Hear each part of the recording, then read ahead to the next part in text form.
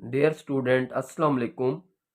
आज हम एक्सरसाइज 1.6 का क्वेश्चन नंबर 1 और उसमें हम जो मेथड इस्तेमाल करेंगे वो क्रैमर रूल्स है। तो क्रैमर रूल इसको सबसे पहले हम क्वेश्चन नंबर 1 का फर्स्ट पार्ट कर रहे हैं। इसको हम मैट्रिक्स की फॉर्म में लिख रहे हैं। इसका कोफिशिएंट 2 है, इसके साथ कोफिशिएंट 3 है, इसका -2 और इसका 2 और इसमें वेरिएबल एक्स और वाई और इक्वल में है 4 6। अब इसमें इसको हमने मैट्रिक्स की फॉर्म में लिख लिया। अब हमारे पास ये जो है ये मैट्रिक्स ए है, इसको हम मैट्रिक्स ए का नाम दे देंगे। ये है 2 -2 3 2 और उसके बाद हम मैट्रिक्स बनाएंगे ए एक्स। ए एक्स इस तरह बनेगा कि हम जो ये फर्स्ट कॉलम है ये ख़त्म कर देंगे, इसकी जगह हम ये बी की वैल्यू लिख देंगे। तो 2 3 इसकी जगह हमारे पास आ जाएगा 4 6 -2 2 वैसे आ जाएगा। इसी तरह जब हम मैट्रिक्स बनाएंगे ए वाई, जब ए वाई मैट्रिक्स बनाना है तो उसमें ये करेंगे कि ये वाला कॉलम वैसे लिख लेंगे 2 3, ये जो -2 और 2 है इसकी जगह इसको ख़त्म करके हम ये बी की वैल्यू लिख देंगे। तो ये हमारे पास मैट्रिक्स आ गया ए एक्स और ए वाई। अब हम इस ए का डिटर्मिनेंट लेंगे, तो ए का डिटर्मिनेंट लेते हैं 3। ए हमारे पास है 2 -2 3 2 जी। इसका डिटर्मिनेंट आ जाएगा 2 को 2 के साथ मल्टीप्लाई -3 को -2 के साथ मल्टीप्लाई, ये 4 आ जाएगा, ये 6, तो आंसर आ जाएगा 10।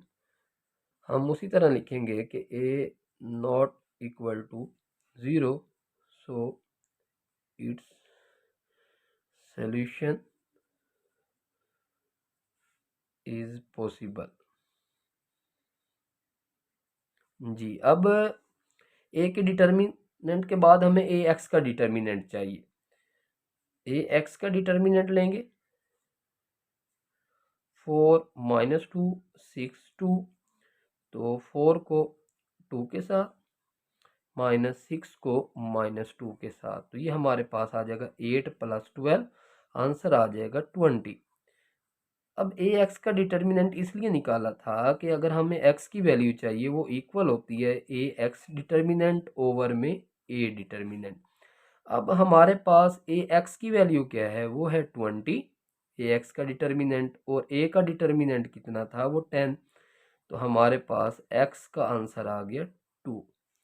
इसी तरह अब अगर आपको y की वैल्यू चाहिए तो इसका मतलब पहले हमें ए वाई का डिटर्मिनेंट चाहिए होगा। तो ए वाई का डिटर्मिनेंट फाइंड करते हैं 2 4 3 6 जी। 2 को 6 के साथ, 3 को 4 के साथ, तो ये आ जाएगा 12 -12, आंसर आ जाएगा 0।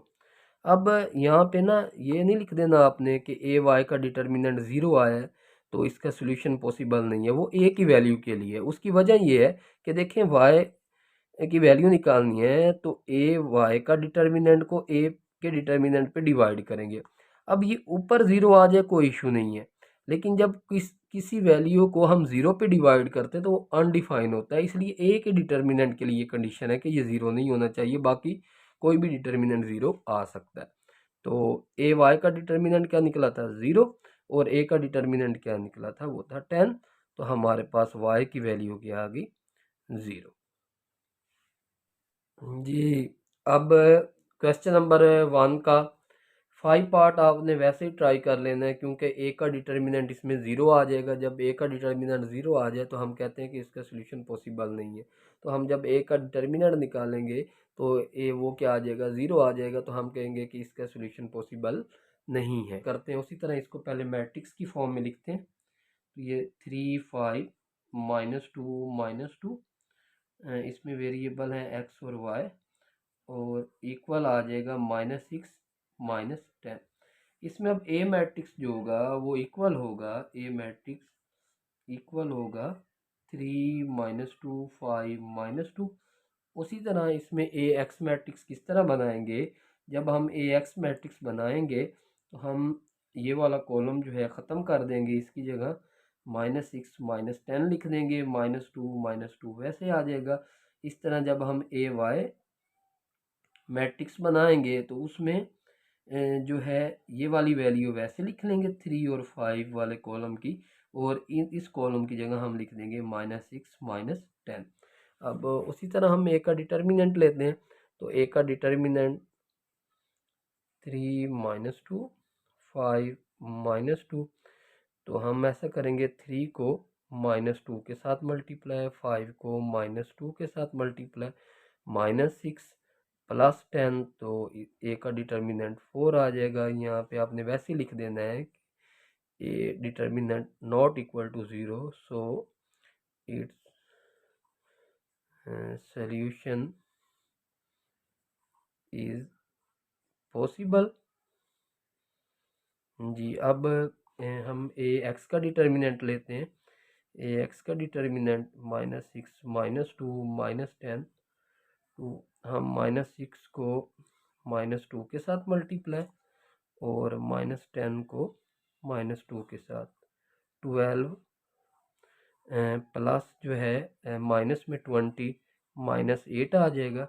तो हमें अब अगर x की वैल्यू चाहिए तो वो इक्वल होती है ए एक्स डिटर्मिनेंट ओवर में ए डिटर्मिनेंट। अब देखें ए एक्स की वैल्यू कितनी है, -8 है, ए का डिटर्मिनेंट कितना था, 4 था, तो x का आंसर कितना आ गया, -2 आ गया।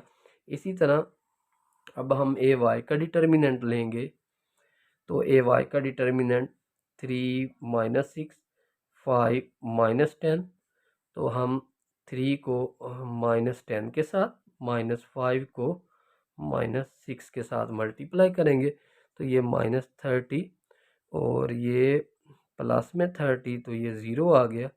तो अब हम y की वैल्यू चाहते हैं, तो ये इक्वल होती है ए वाई डिटर्मिनेंट ओवर में ए डिटर्मिनेंट। ए वाई का डिटर्मिनेंट 0 है, ए का डिटर्मिनेंट जो है वो हमारे पास 4 है, तो y का आंसर आ जाएगा 0।